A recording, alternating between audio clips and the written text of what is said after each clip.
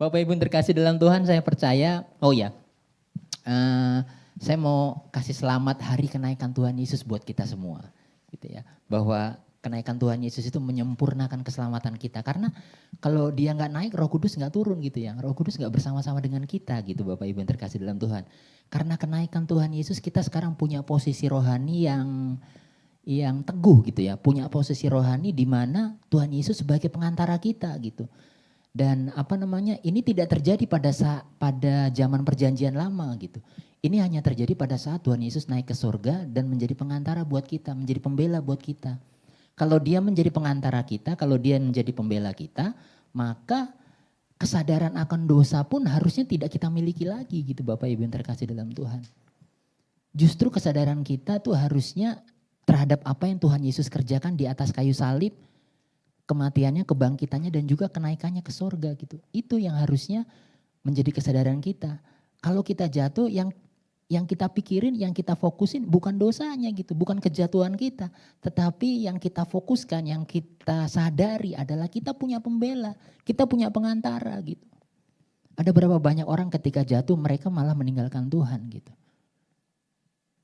Berarti sadarnya apa? Fokusnya sama dosa soalnya, fokusnya sama kejatuhannya, fokusnya nggak sama Tuhan Yesus sebagai pengantara gitu. Bapak Ibu percaya nggak bahwa Tuhan Yesus menjadi pengantara Bapak Ibu semua? Amin.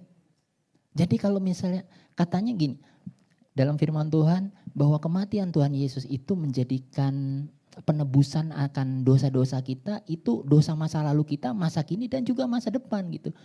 Satu kali untuk selama-lamanya. Selama-lamanya itu artinya ya masa lalu juga, masa kini juga, ya masa depan juga gitu. Ada berapa banyak kita hari ini justru sadarnya, kesadaran kita itu bukan kepada karya Tuhan Yesus di atas kayu salib gitu. Bukan pada kesadaran kepada bahwa dia adalah pembela kita, bahwa dia adalah pengantara kita gitu. Yang kita fokusin, aduh gue jatuh nih. Saya punya beberapa teman yang akhirnya menjauh dari Tuhan karena mereka merasa dirinya nggak layak. Memang diri kita nggak layak Bapak Ibu yang terkasih dalam Tuhan. Yang bisa melayakkan kita itu cuma darah Tuhan Yesus. Dan kita perkatakan oleh darah Tuhan Yesus, aku dibenarkan. Oleh darah Tuhan Yesus, aku disucikan. Oleh darah Tuhan Yesus, aku dikuduskan, dipisahkan dari dunia ini, direbut dari tangan iblis. Itu adalah pernyataan kesaksian kita Bapak Ibu. Dan iblis tuh memang pekerjaannya begitu, mendakwa kita, kamu berdosa, kamu gak layak, terus itu. Gak bakal berhenti gitu. Benar gak? Siang dan malam dia menjadi pendakwa kita. Di zaman perjanjian lama, ketika Ayub, Tuhan bilang gini, kamu lihat gak hambaku Ayub? Orang yang saleh, orang yang takut akan Allah gitu. Tapi iblis punya akses ke surga. Dia bilang, terang aja kamu, dia takut akan Tuhan. Karena tanganmu ada atas dia gitu kan. Dia punya akses. Tapi hari ini Bapak Ibu yang terkasih dalam Tuhan, iblis gak punya akses lagi ke surga. Dia gak bisa mendakwa kita lagi. Kenapa? Karena ada pembela yang berdiri di antara kita dan Bapa gitu.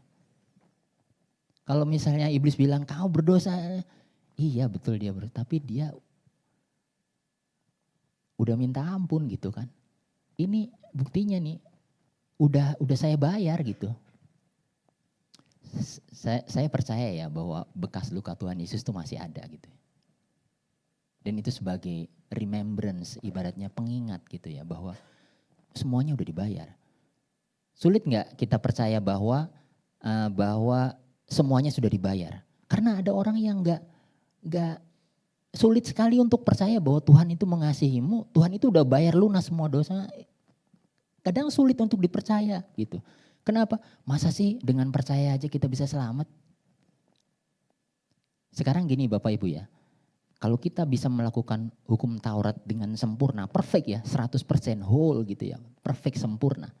Kita bisa melakukan hukum Taurat dengan sempurna gitu, which is gak ada satupun dari kita yang bisa melakukannya gitu ya. Yang sulit aja, yang gampang aja gak bisa, percaya ya gak bisa, apalagi yang sulit gitu. Karena memang kita gak bisa menyelamatkan diri kita sendiri Bapak Ibu yang terkasih dalam Tuhan. Kita butuh Tuhan Yesus, kita butuh pengantara itu gitu. Dan Tuhan Yesus tahu gitu loh bahwa kita tuh gak bisa. Itu makanya dia mati, dia bangkit, dia naik ke sorga bagi kita semua. So sekarang kita mau punya mindset yang baru ya. Saya mau kita semua menyadari bahwa posisi rohani kita itu adalah posisi rohani yang baru gitu. Posisi rohani yang baru itu apa sih? Posisi rohani kita yang baru itu adalah ada Tuhan Yesus yang menjadi penengah, menjadi mediator, menjadi pembela, menjadi pengantara kita. Bukan cuma perkara-perkara dosa aja Bapak Ibu yang terkasih dalam Tuhan. Tapi juga perkara-perkara yang lain. Butuh duit sekolah. Saya tadi diberkati dengan kesaksiannya Pak Bolak ya. Saya diberkati sekali karena ya memang ternyata untuk hal-hal yang seperti itu Tuhan Yesus care ya Pak Bolak ya. Peduli ya. Sakit penyakit kita gitu. Posisi kita hari ini adalah posisi di mana kita duduk sama di sebelah kanan juga. Katanya Tuhan Yesus udah naik ke surga duduk di sebelah kanan Allah Bapa. Kita juga semua duduk di sebelah kanan Allah Bapa. Mari kita buka ayat firman Tuhan pagi hari ini Efesus 1 ayat 20 sampai 21. Saya mesti pakai kacamata karena umur udah 50 kan. Untuk sebagian orang katanya umur itu cuma angka gitu. Tapi kalau buat saya angka it's a matters number gitu. Angka yang waduh banyak juga ya 50 ya. Oke, Efesus 1 ayat 20 sampai 21. Pelan-pelan kita akan belajar mengenai hari kenaikan Tuhan Yesus pagi hari ini.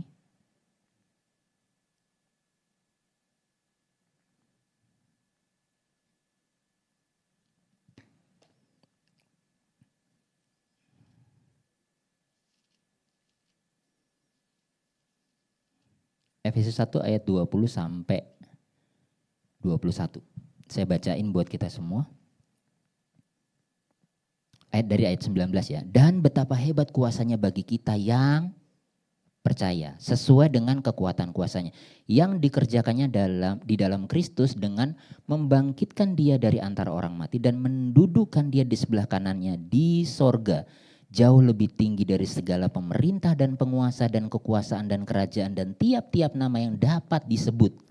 Bukan hanya di dunia ini saja, melainkan juga di dunia yang akan datang. Jadi Tuhan Yesus dibangkitkan dengan kuasa, ya, duduk di sebelah kanan Allah Bapa ketika dia naik ke surga. Efesus 2 ayat 6, saya bacain lagi buat kita semua. Dan di dalam Kristus ia telah membangkitkan kita juga. Jadi kalau Tuhan Yesus bangkit, kita juga bangkit. Amin Bapak Ibu yang terkasih dalam Tuhan. Nah kita juga dan memberikan tempat bersama-sama dengan dia di sorga.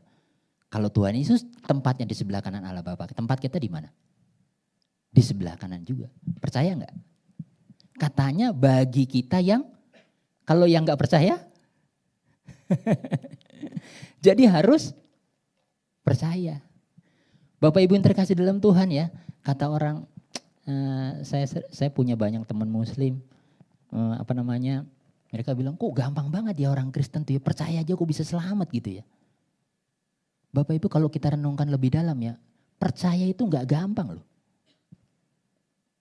Percaya aja sekarang gini. Percaya aja itu artinya, percaya tuh buat Bapak Ibu semua yang ada di sini, percaya itu artinya apa? Bagaimana kalau misalnya kita dibilang kita mempercayai sesuatu atau kita percaya kepada seseorang itu seperti apa sih? Artinya kan kita menyerahkan kendali kita, bener gak sih? Kendalinya tuh udah gak kita pegang lagi gitu.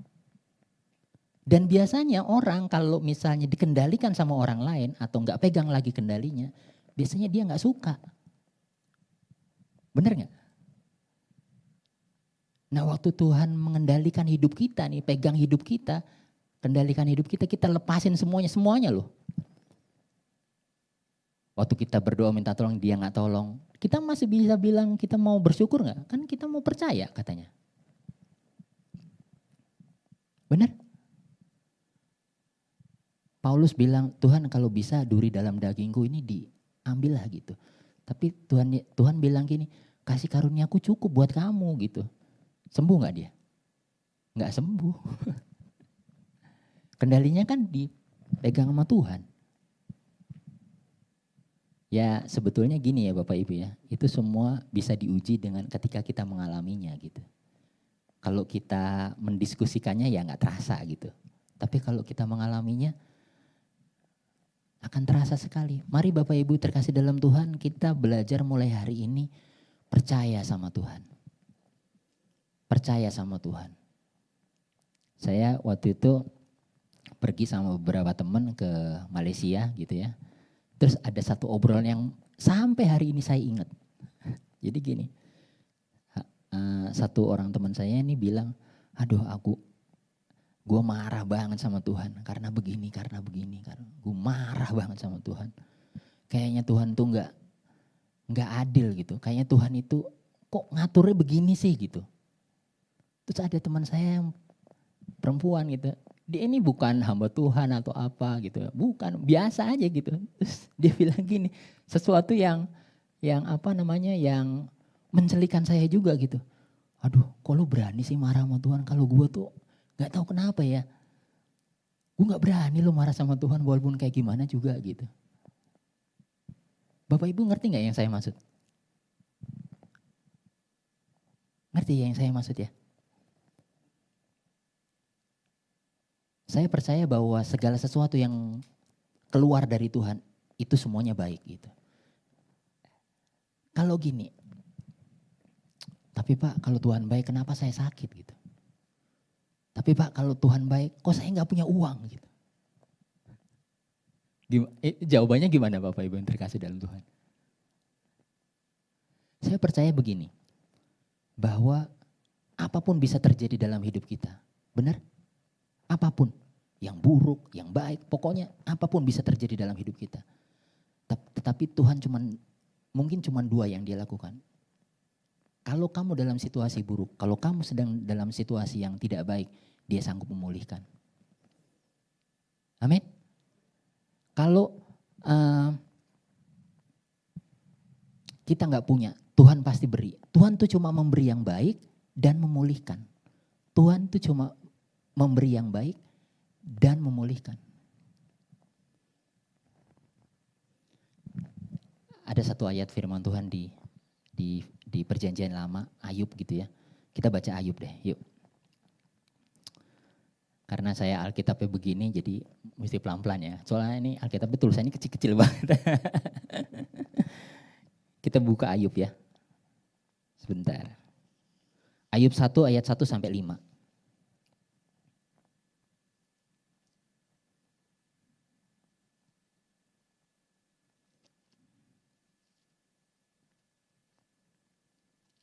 Nah di zaman Ayub ini sama sekali Israel belum ada ya. Karena Israel itu keturunan daripada Abraham gitu kan. Jadi ini jauh sebelum Abraham gitu ya. Sorry, bentar. Oke, apakah sudah ada? Oh ya, kalau yang di layar ini cepat banget ya. Oke, Ayub 1 ayat 1 sampai 5. Saya bacain buat kita semua. Ada seorang laki-laki di tanah Uz bernama Ayub. Orang itu saleh dan jujur, ia takut akan Allah dan menjauhi kejahatan. Ayat 2, ia mendapat 7 anak laki-laki dan 3 anak perempuan. Ia memiliki 7.000 ekor kambing domba. Bisa dibayangin ya 7.000 ekor kambing domba itu seperti apa ya. Saya pernah lihat dalam satu kandang itu ada 6.000 ekor sapi. Itu wah luar biasa banget tuh jumlahnya ya. Ini 7.000. 3.000 ekor unta, 500 pasang lembu, 500 keledai betina dan budak-budak dalam jumlah yang sangat besar. Sehingga orang itu adalah yang terkaya dari semua orang di sebelah timur. Anak-anaknya yang lelaki biasa mengadakan pesta di rumah. Mereka masing-masing menurut giliran dan ketiga saudara perempuan mereka diundang untuk makan dan minum bersama-sama dengan mereka. Ayat 5, setiap kali apabila hari-hari pesta telah berlalu, Ayub memanggil mereka dan menguduskan mereka. Keesokan harinya pagi-pagi bangunlah Ayub lalu mempersembahkan korban bakaran sebanyak jumlah mereka sekalian. Sebab pikirnya mungkin anak-anakku yang sudah berbuat dosa dan telah mengutuki Allah, dan di dalam hati demikianlah dilakukan Ayub senantiasa. Kata-kata senantiasa ini menunjukkan apa yang Ayub lakukan ini, mempersembahkan korban bakaran itu berkali-kali, berulang-ulang. Benar nggak? Karena dia pikir, aduh jangan-jangan anak gue dosa nih ya.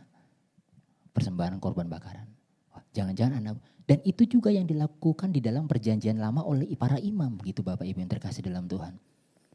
Mereka tiap tahun bawa darah domba, darah lembu jantan masuk ke bait Allah untuk mempersembahkan korban penebusan dosa gitu Bapak Ibu yang terkasih dalam Tuhan. Dan kita tahu bahwa darah binatang tidak bisa menghapus dosa, itu cuma mengcover. Itulah sebabnya makanya itu dilakukan berkali-kali. Dari sini kita bisa mengambil kesimpulan bahwa Ayub senantiasa punya kesadaran akan dosa gitu Bapak Ibu yang terkasih dalam Tuhan ya. Hari ini kita bersyukur karena kita tidak lagi mempersembahkan korban bakaran itu gitu. Kita punya Tuhan Yesus yang sudah memberikan persembahan itu satu kali untuk selama-lamanya.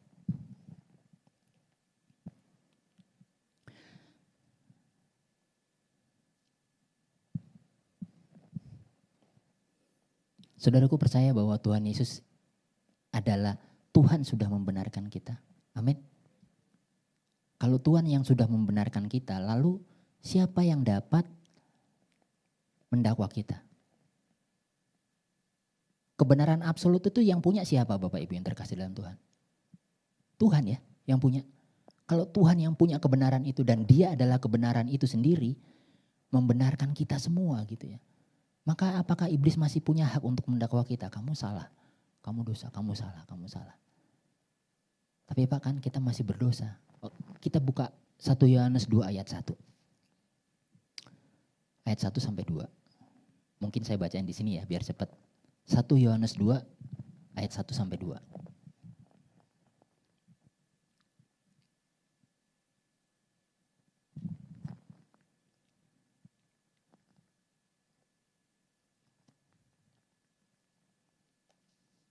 Oke. 1 Yohanes 2 ayat 1 sampai 2.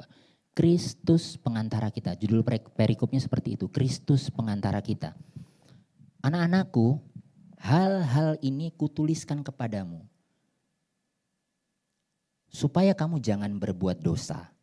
Namun, jika seorang berbuat dosa, kita mempunyai seorang pengantara kepada Bapa, yaitu Yesus Kristus yang adil. Dan ia adalah pendamaian untuk segala dosa kita. Dan bukan untuk dosa kita saja, tetapi juga untuk dosa seluruh dunia. Bapak Ibu yang terkasih dalam Tuhan, hal-hal ini kutuliskan kepada kamu. Apa sih yang dituliskan kepada kita? Yaitu tentang pengorbanan Tuhan Yesus gitu. Jadi mungkin kita berpikir, yuk kalau misalnya ada kasih karunia yang begitu besar, ya udah kita berdoa saja, nanti minta ampun lagi aja. Enggak gitu. Yohanes menuliskan pengorbanan Tuhan Yesus di atas kayu salib, kebangkitannya, kenaikannya ke sorga, itu membuat kita sadar bahwa ya kamu jangan berbuat dosa lagi. Tapi kalau kamu jatuh, udah ada ibaratnya kalau kita kena racun ada antidotnya. Kalau dulu nggak ada antidotnya di zaman perjanjian lama, harus persembahkan korban. Hari ini kita punya, yaitu Kristus, Tuhan Yesus menjadi pengantara kita. Amin Bapak Ibu yang terkasih dalam Tuhan. Arti kenaikan Tuhan Yesus ada banyak sekali ya. Dengan Tuhan Yesus naik ke sorga, kita akan menerima Roh Kudus. Dia menyiapkan tempat bagi kita di sorga. Tapi mari pagi hari ini kita mau belajar bahwa kita memiliki kesadaran akan pekerjaan yang sudah Tuhan Yesus selesaikan di atas kayu salib. Yaitu kematiannya, kebangkitannya, dan kenaikannya ke surga. Kenaikan Tuhan Yesus ke surga. Jadi penting sekali Bapak Ibu ya, yang terkasih dalam Tuhan, Tuhan Yesus naik ke surga. Supaya apa? Kita menerima kuasa itu, kita menerima Roh Kudus. Dalam kehidupan sehari-hari, kita sangat butuh sekali tuntunan Roh Kudus. Untuk menghadapi apapun, ngurus anak kita butuh tuntunan Roh Kudus. Untuk bisnis kita butuh tuntunan Roh Kudus. Untuk pelayanan nih, pelayanan kayak gini nih, butuh tuntunan Roh Kudus. Untuk berdoa kita butuh tuntunan Roh Kudus. Kita bersyukur dan itu hanya diberikan kepada orang percaya. Dan saya consider kita semua di tempat ini adalah orang percaya gitu. Kalau orang bilang, aduh enak banget ya jadi orang Kristen ya, percaya aja bisa begitu gitu. Ya itulah privilege Tuhan, itu baik buat kita, benar gak? So hari ini, pagi hari ini, siapa yang masih kalau kamu jatuh gitu ya, kalau saya jatuh gitu ya, saya tahu saya punya pengantara di surga. Saya nggak mau fokus sama dosanya gitu ya. Ini waktu itu Pastor Ivan kalau nggak salah yang sempat share gitu sama. Jadi ada beberapa orang gitu yang share mengenai penyakitnya dia gitu. Aduh, udah umur segini saya ada sakit ini, sakit gula apa gitu. Wah kalau gula mah belum ada apa-apanya, nih gue gagal ginjal. Jadi saling memamerkan penyakitnya gitu. Jadi fokusnya sama penyakitnya, bukan sama kalau sakit ginjal tuh ya harus jaga makan itu. Bukan fokus ke antidotnya gitu, bukan fokus kepada penyembuhannya, bukan fokus, tapi malah fokus sama penyakitnya gitu. Bapak Ibu yang terkasih dalam Tuhan, mari kita sehari ini stop dengan fokus sama kejatuhan-kejatuhan kita, fokus sama dosa-dosa kita. Kita fokus sama apa yang Tuhan Yesus kerjakan di atas kayu salib. Itu juga yang memberikan kita kekuatan untuk mengerjakan sesuatu, Bapak Ibu yang terkasih dalam Tuhan. Aduh saya mau ngerjain ini, mau bisnis ini, tapi saya nggak tahu nih gimana ya caranya ya. Aduh, fokus sama pekerjaan Tuhan Yesus yang sudah dia selesaikan di atas kayu salib. Dia bangkit dan dia kemudian naik. Sebetulnya berita Injil itu ya cuma itu Bapak Ibu terkasih dalam Tuhan. Tuhan Yesus mati, Tuhan Yesus bangkit, Tuhan Yesus naik ke surga. Karena itu yang menjamin semuanya. Kita pelayanan di tempat ini ya, kita bahkan berdoa, kita berpuasa segala macam. Tapi kalau Tuhan Yesus enggak berkorban mati, itu semuanya enggak ada artinya, enggak ada maknanya gitu, benar? Benar enggak?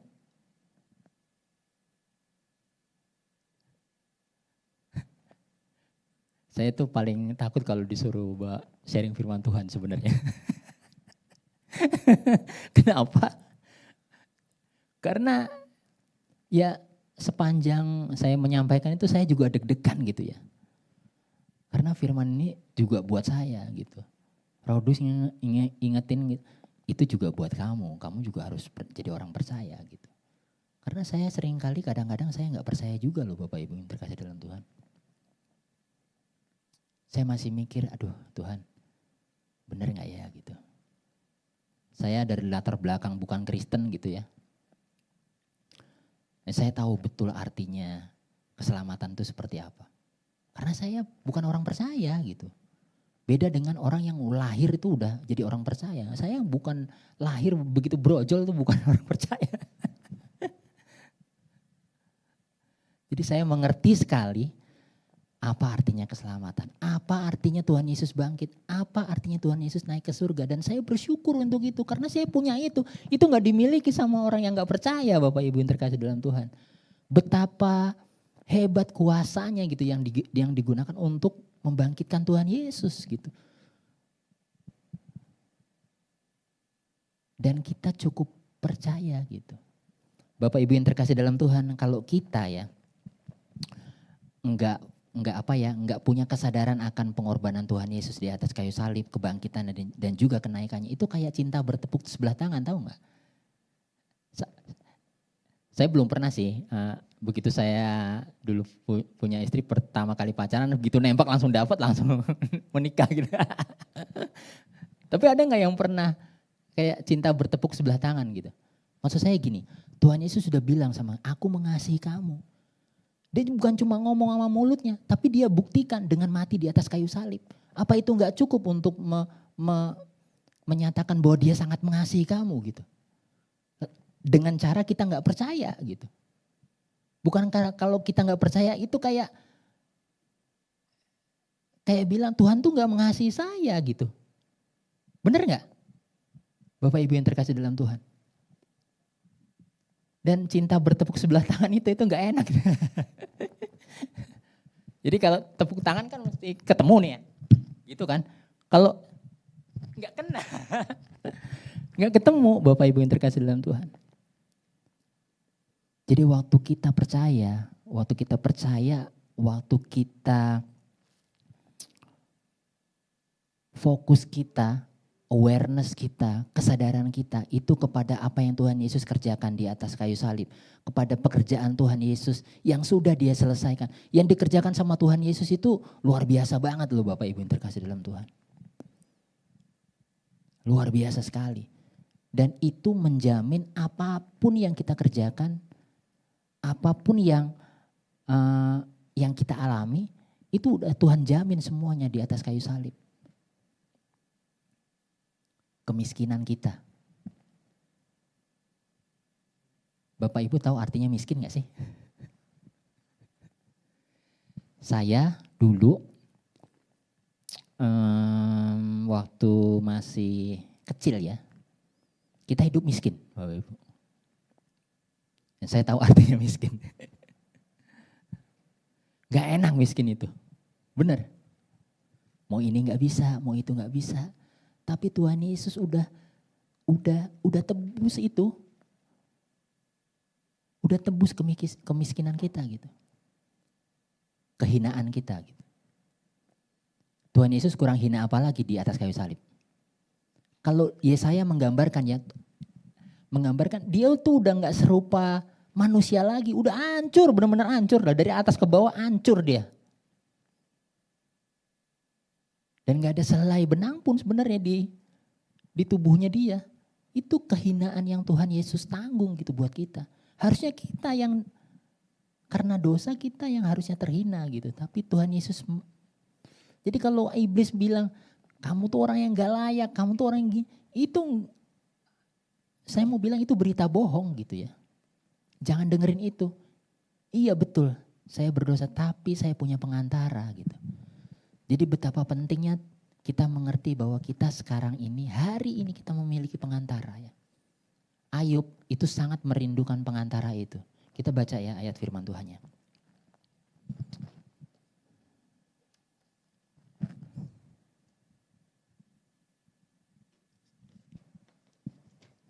Oke, Ayub 9 ayat 33 sampai 35. Mungkin boleh dibantu. Ayub 9 ayat 33 sampai 35. Oke. Ayat 33-nya dulu kita baca. Tidak ada wasit di antara kami yang dapat memegang kami berdua. Ayat 34, biarlah ia menyingkirkan pentungnya daripada aku. Jangan aku ditimpa kegentaran terhadap dia. Maka aku akan berbicara tanpa rasa takut terhadap dia karena aku tidak menyadari kesalahanku. Wasit itu di tengah-tengah ya. Oke, kita baca lagi dari Ayub 33 ayat 19 sampai 26.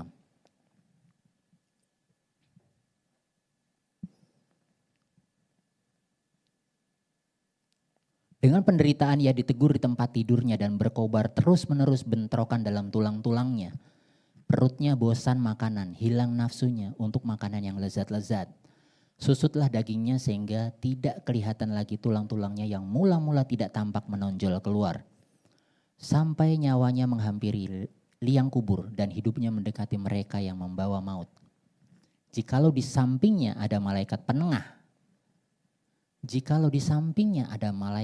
Siapa malaikat penengah Bapak Ibu yang terkasih dalam Tuhan? Tuhan Yesus ya. Benar? Zaman perjanjian lama ada gak ini Tuhan Yesus sebagai pengantara? Ini kerinduan Ayub, dia kepengen ada pengantara gitu. Ada orang di tengah-tengah yang membela perkaranya dia, tapi dia gak punya.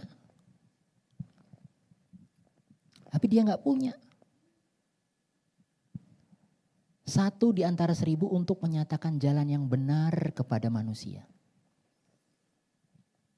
Kita bersyukur ya hari ini kita punya pengantara, kita punya malaikat penengah, kita punya nih orang yang di tengah-tengah menjadi pembela kita. Kita lanjut ayat berikutnya. maka ia akan mengasihaninya dengan berfirman, lepaskan dia, supaya jangan ia turun ke liang kubur, uang tebusan telah kuperoleh. Bapak Ibu, dosa itu sama dengan hutang ya. Hutang itu penyelesaiannya cuma satu, dibayar. Apakah hutang bisa lunas dengan cara tidak berhutang lagi? Bisa nggak? Harus dibayar. Dan Tuhan Yesus bayar. Uang tebusan udah aku peroleh. Gak bisa kalau gak dibayar. Dan dosa itu, upahnya dosa itu adalah maut gitu Bapak Ibu. Dan Tuhan Yesus sudah membayar itu semua bagi kita. Mari kita bersyukur ya pagi hari ini. Saudaraku bisa lihat ya Tuhan Yesus baik ya. Saudaraku bisa lihat ya Bapak kita, Tuhan kita baik. Bayangin ya, dia yang adalah Tuhan tidak menganggap kesetaraannya dengan Allah sebagai milik yang harus dipertahankan. Dia nggak pertahankan kesetaraannya dengan Allah. Tapi dia turun ke dunia untuk menyelamatkan kita. Dan dia taat, bahkan taat sampai mati. Matinya juga di kayu salib. Bukan mati tenang gitu kayak Abraham gitu ya. Matinya di atas kayu salib Bapak Ibu terkasih dalam Tuhan. Kalau gitu mari kita maknai pengorbanan Tuhan Yesus dengan cara yang penuh hormat ya. Amin Bapak Ibu yang terkasih dalam Tuhan. Dengan penuh hormat. Benar-benar dengan penuh hormat. Waktu kita perjamuan kudus, biasanya Pak Mul yang mimpin gitu ya. Kita benar-benar percaya bahwa itu adalah benar-benar tubuhnya dan itu adalah benar-benar darahnya. Yang menyucikan, menguduskan kita untuk selama-lamanya. Bapak Ibu, problem terbesar manusia itu adalah dosa sebenarnya. Bukan masalah keuangan, bukan masalah sakit penyakit. Bukan masalah kita belum dapat mukjizat, bukan masalah doa kita belum dijawab, bukan masalah pasangan hidup, bukan masalah apapun gitu ya. Masalah terbesar manusia, problem utama manusia itu adalah dosa. Dan Tuhan Yesus udah menyelesaikan itu. Karena ujungnya juga kan semua masalah keuangan, apapun segala, pokoknya apapun problem manusia itu kan gak ada lagi nantinya. Bener gak? Apa di sini punya tujuan yang lain gitu. Katanya itu mendekati liang kubur gitu ya. Mendekati liang apa tadi? Sorry, bukan liang kubur kali ya. Liang apa tadi tuh? Ayat 23 tadi. Apa 23 apa 22? Nanti dibaca lagi ya, di rumah ya Bapak Ibu yang terkasih dalam Tuhan ya. So saya mau recap Bapak Ibu yang terkasih dalam Tuhan. Saya sudah selesai.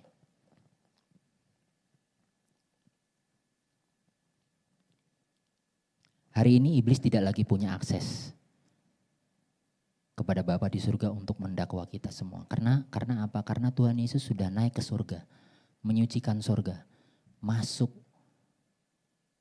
ke ruang Maha Kudus, membawa darahnya sendiri. Bukan darah binatang, tapi membawa darahnya sendiri. Ibrani 9 ayat 11 sampai 12. Kita buka dulu deh sebentar nih ayatnya. Ini ayat yang penting, Ibrani 9 ayat 11 sampai 12. Saya bacain buat kita semua. Ibrani 9 ayat 11 sampai 12. Kristus adalah pengantara dari perjanjian yang baru. Tetapi Kristus telah datang sebagai imam besar untuk hal-hal yang baik yang akan datang. Ia telah melintasi kemah yang lebih besar. Dalam perjanjian lama imam itu masuk ke dalam kemah itu. Benar Bapak Ibu? Kemah bait Allah gitu. Dia masuk ke ruang Maha Kudus untuk membawa korban darah binatang ya.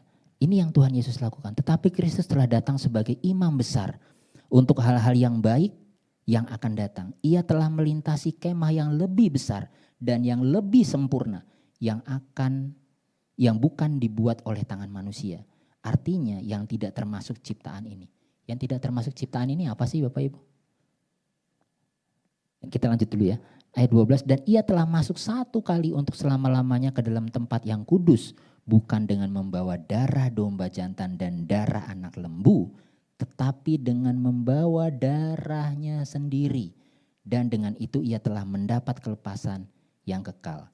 Sebab jika darah domba jantan dan darah lembu jantan dan percikan abu lembu muda menguduskan mereka yang najis sehingga mereka disucikan secara lahiriah, betapa lebihnya darah Kristus yang oleh roh yang kekal telah mempersembahkan dirinya sendiri kepada Allah sebagai persembahan yang tak bercacat akan menyucikan hati nurani kita dari perbuatan-perbuatan yang sia-sia supaya kita dapat beribadah kepada Allah yang hidup. Amin Bapak Ibu yang terkasih dalam Tuhan. Hari ini dengan Tuhan Yesus menjadi pengantara kita di surga, iblis tidak punya akses lagi kepada Bapa di surga untuk mendakwa kita. Karena udah dilemparkan, Wahyu 12 ayat 10 udah dilemparkan para pendakwa kita. Nanti baca sendiri di rumah ya, Wahyu 12 ayat 10. Jadi udah gak ada lagi pendakwa buat kita. Melalui kenaikan Tuhan Yesus kita diubahkan. Bukan lagi kita punya pikiran, punya mindset, punya cara berpikir, punya kesadaran akan dosa lagi. Kita harusnya punya kesadaran bahwa Tuhan Yesus sudah mengerjakan semuanya. Dia mati, dia bangkit, dan dia naik ke surga.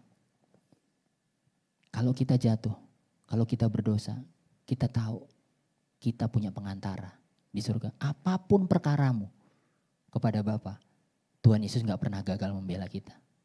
Amin Bapak Ibu yang terkasih dalam Tuhan. Ada yang bisa nyebutin kegagalannya Tuhan Yesus membela perkara kita? Gak ada ya. Tuhan Yesus itu gak pernah gagal membela perkara-perkara kita. Amin Bapak Ibu. Apapun masalahmu, apapun problemmu, dia gak pernah gagal. Sepanjang kita percaya dia adalah pengantara kita. Sepanjang kita cuma fokus sama apa yang Tuhan Yesus kerjakan. Jangan fokus apa yang dibilang sama iblis. Jangan fokus sama apa yang orang bilang. Fokus sama apa yang Tuhan Yesus kerjakan di atas kayu salib. Ibaratnya jangan fokus sama penyakitnya. Fokus sama antidotnya dong, obatnya dong. Sekarang kita bisa berkata gini, maut di manakah sengatmu? Gak ada lagi sengatnya. Amin Bapak Ibu terkasih dalam Tuhan. Amin ya. Mari kita hari ini kita punya kesadaran akan itu. Kesadaran akan Tuhan Yesus sudah merampungkan, menyelesaikan semua di atas kayu salib. Karyanya yang agung, karyanya yang ajaib. Amin Bapak Ibu yang terkasih dalam Tuhan. Kita punya pengantara, kita punya pembela. Kalau kita punya masalah hukum ya, kan ada pengacara kita tuh, pembela kita. Kadang-kadang kalau duitnya lancar ya belanya bener gitu. Kalau duitnya gak lancar ya belanya asal-asalan gitu. Tuhan Yesus gak pernah asal-asalan membela perkara-perkara kita. Amin. Amin. Kalau kita lihat hari-hari belakang ini banyak sekali masalah ketidakadilan gitu. Kita lihat di mana-mana, di berita, di media sosial, banyak sekali hal-hal yang tidak adil gitu ya. Tapi katanya Tuhan Yesus itu adil, dia pembela kita yang adil. Saya undang worship team untuk maju ke depan. Hari ini kita punya pengantara, kita punya pembela. Amin Bapak Ibu yang terkasih dalam Tuhan. Amin ya.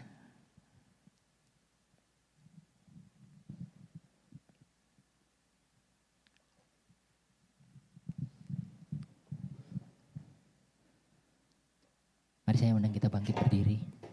Mari kita dedikasikan sekali lagi hidup kita, hati kita, pikiran kita sama Tuhan. Kita bilang sama Tuhan, aku percaya Tuhan hari ini aku punya pengantara gitu. Bukan cuma masalah dosa Bapak Ibu yang terkasih dalam Tuhan. Tetapi semua masalahmu. Semua yang engkau alami. Baik itu buruk, jahat atau apapun. Apapun boleh datang dalam hidup kita. Tapi kita punya pengantara, kita punya pembela. Kita punya Tuhan Yesus yang menyertai kita. Kita mungkin ada di dalam lembah kekelaman, tetapi Tuhan Yesus beserta. It's okay kita ada di dalam lembah kekelaman, asal Tuhan Yesus beserta. Yang jadi problem kalau Tuhan Yesus gak beserta kita.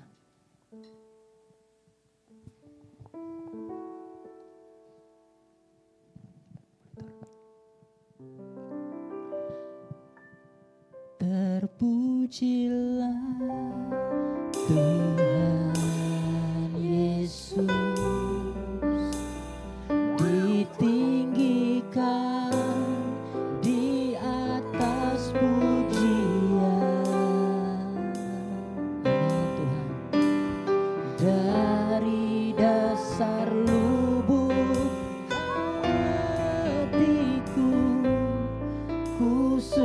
sujud dan berterima kasih.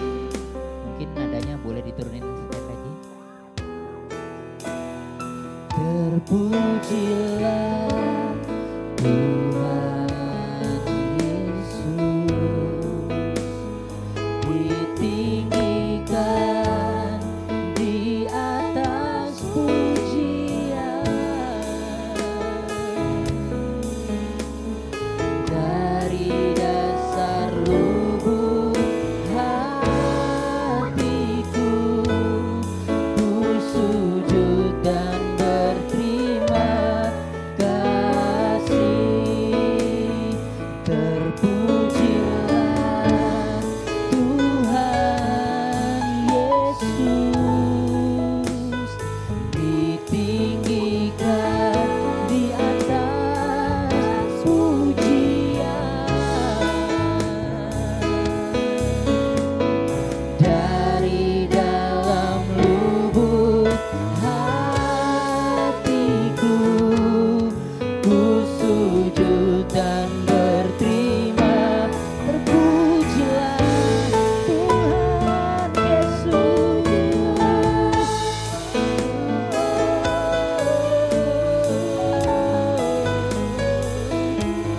Kami bersyukur karena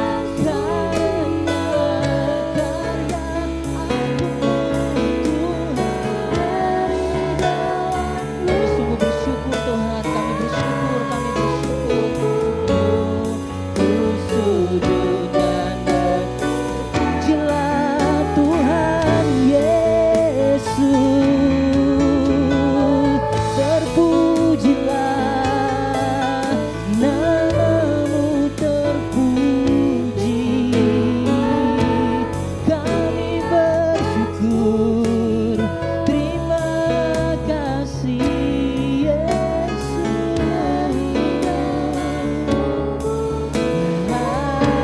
Hatiku ku sujud dan mari kita angkat pujian ini sekali lagi sebagai rasa syukur kita, rasa terima kasih kita sama Tuhan. Pujilah Tuhan, angkat suaramu, angkat tanganmu hanya bagi Tuhan Yesus. Dia yang layak terima pujian, dia yang layak terima sembah, pujian. Dari dasar lubuk hatiku ku sujud dan berterima kasih. Ku sujud dan berterima kasih. Ku sujud dan berterima kasih. Ku sujud dan berterima kasih, dan berterima kasih. Ku kagum hormat akan Engkau, ku kagum hormat akan Engkau, Kau Allah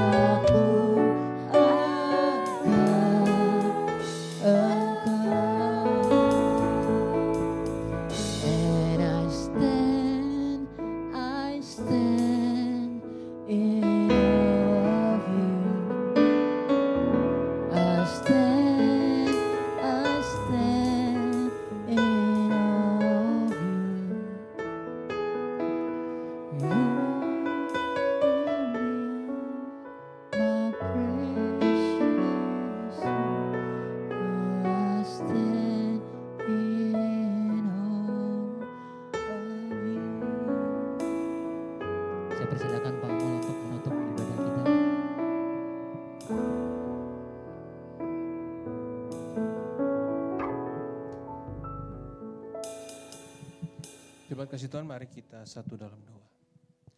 Bapa kami yang berada dalam kerajaan surga, kami mengucap syukur dan terima kasih. Tuhan, Kau baik dan kasih setiamu itu kekal selama-lamanya bagi hidup kami.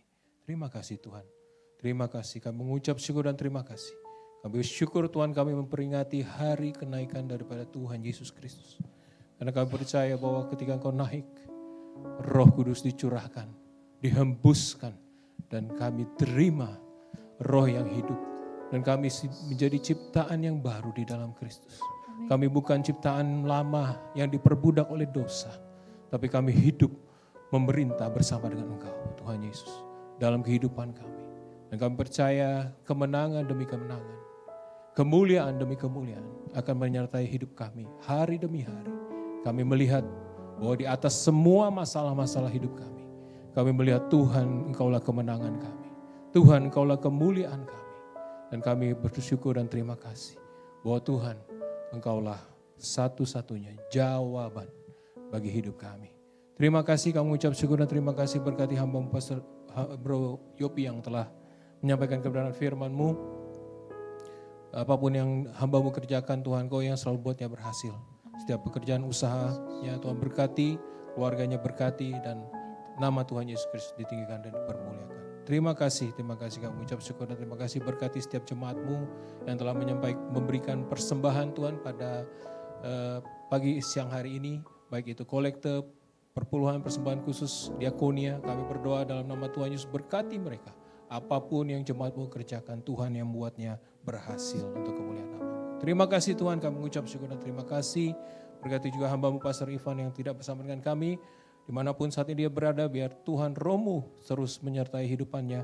Dan apapun yang hamba-Mu kerjakan, Tuhan yang membuatnya berhasil untuk kemuliaan nama-Mu. Terima kasih, kami mengucap syukur dan terima kasih juga kepada pelayan-pelayan yang melayani kami, baik itu musik, sound system, dan Tuhan peralatan.